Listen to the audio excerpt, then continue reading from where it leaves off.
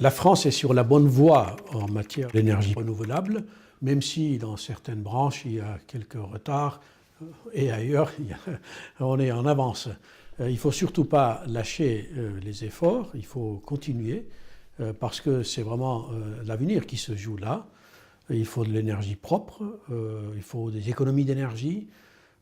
C'est un chantier énorme, il y a beaucoup d'aspects, bien entendu, l'aspect législatif, réglementaire, économique, technique, l'adhésion des gens, la mobilisation des acteurs professionnels.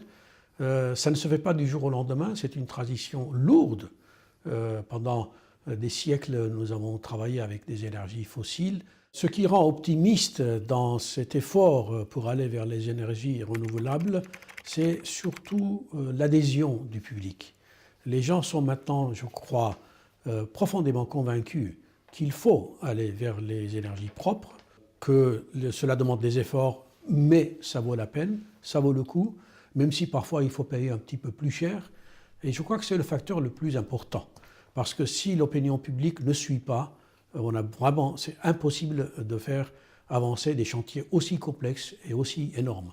La transition vers des énergies plus propres va nécessairement passer par le gaz naturel, parce que le gaz est l'énergie fossile la plus propre, comparée surtout au charbon, au pétrole, et le gaz offre également des souplesses d'adaptation à la demande, à l'offre. Il jouera un rôle extrêmement important dans la phase de transition qui elle-même va prendre plusieurs décennies. Ce n'est pas en quelques années que nous réussirons à assurer cette transition. Ce qui fait qu'il faut compter sur le gaz, il faut compter avec le gaz.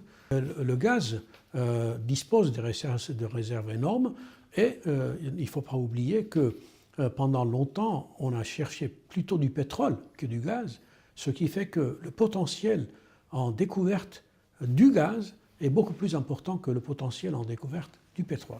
Le pétrole va encore avoir de très longues années devant lui, sans doute au moins 2 décennies de croissance de la demande, et ensuite, même après, lorsque la demande n'augmentera plus, la décroissance sera très lente. C'est très difficile de remplacer une source d'énergie aussi importante et aussi pratique d'usage. Si le pétrole est devenu la source d'énergie dominante, c'est parce que c'est une énergie pratique à utiliser, à produire, à consommer.